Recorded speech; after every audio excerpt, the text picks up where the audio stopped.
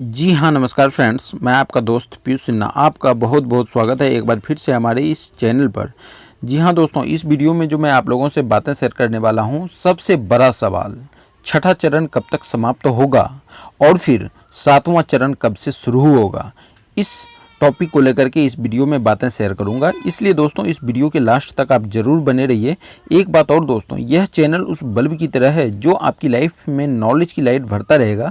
इसलिए दोस्तों यदि आप पहली बार इस चैनल पे आए हैं तो चैनल को सब्सक्राइब करके इस परिवार का हिस्सा जरूर बन जाइए, ताकि आपसे कोई भी लेटेस्ट जानकारी मिस ना हो सके। तो दोस्तों ज़्यादा लेट नहीं करते हुए डायरेक्ट चलिए वीडियो स्टार्ट करते हैं और समझते हैं आखिर बातें है क्या।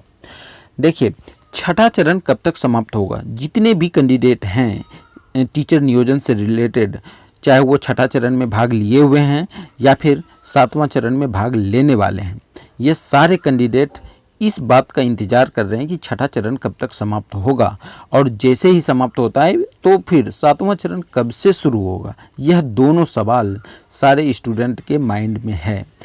अब सबसे बड़ा सवाल तो यह है कि छठा चरण समाप्त कब तक होगा, क्योंकि छठा चरण का काफ़ी लंबे टाइम से चल रहा है और सातवां चरण भी यह हमेशा पेपर के माध्यम से, न्यूज़ के माध्यम से शुरू होने वाला है। छठा खत्म होते ही शुरू हो जाएगा, ये बातें हमेशा सामने आ रही है। लेकिन छठा चरण ऐसा चरण है जो कि ख़त्म होने का नाम ही नहीं ले रहा है और यह ख़त्म होना भी नहीं चाहता। खास करके गवर्नमेंट इसे ख़त्म करना भी नहीं चाहता। यदि ख़त्म करना होता तो कब का ख़त्म हो गया रहता छठा चरण, और फिर सातवीं की सुगबुगाहट के साथ वो शुरू भी हो चुका रहता। लेकिन नहीं, यह बिहार के शिक्षा मंत्री छठा चरण समाप्त करना ही नहीं चाहते। हकीकत बातें ये है। और फिर सातवीं की तो बात छोड़ दीजिए अभी, क्योंकि सातवें तो एक बहाना है कि छठा खत्म होगा तो सातवां शुरू करूंगा, और छठा खत्म होगा नहीं तो सातवां शुरू करूंगा नहीं, ऐसा शिक्षा मंत्री जी का कहना है। तो अब देखिए, छठा चरण होगा कब तक समाप्त। छठा चरण में अभी चुनाव आयोग का ये हवाला दे रहे हैं शिक्षा मंत्री जी कि अभी चुनाव चल रहा है। अरे भाई, जब चुनाव नहीं चलता है तब तो तुम कुछ कार्य करते नहीं हो। जब चुनाव सामने आ जाता है तो चुनाव का बहाना, और जब ये सब कुछ नहीं होता तो फिर कोर्ट का बहाना। तो कहने का मतलब तुम्हारे पास सिर्फ बहाना ही बहाना है क्या। कभी तो काम कर भाई ढंग से, कभी तो बहाना मत बना, लेकिन हमेशा तुम बहाना ही बनाओगे। काहे का शिक्षा मंत्री है भाई। बिहार को तो चौपट करने का जिम्मेवारी यदि किसी ने ले रखा है तो वह बिहार के सीएम साहब ही हैं, जो कि नीतीश बाबू हैं। क्योंकि 18 साल से लगभग ये बिहार के सीएम बने हुए हैं और इस तरह से कार्य हो रहा है बिहार में, तो इसका मतलब आप समझ ही सकते हैं कि कितने अच्छे ढंग से सुचारू रूप से सुशासन की सरकार में यह काम हो रहा है। यदि आपकी सुशासन की सरकार इतनी ही है तो छठा चरण को कंप्लीट करने में 6 साल टाइम लगेगा क्या। 6 साल का टाइम लगा रहे हो आप। और फिर सातवां चरण वाले बच्चे भी एसटीटी 2019 वाले कम से कम 3 साल से इंतज़ार कर रहे हैं। एसटीटी 2019 से हो गया 22, 3 साल से इंतज़ार कर रहे हैं।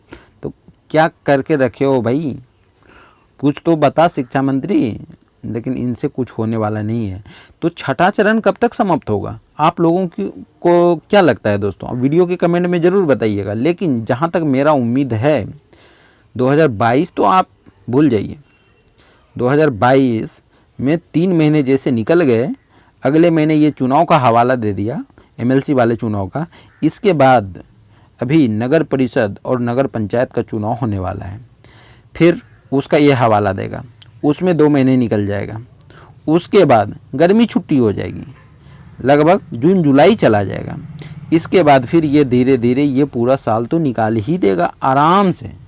2022 ये आराम से निकाल देगा छठे चरण में।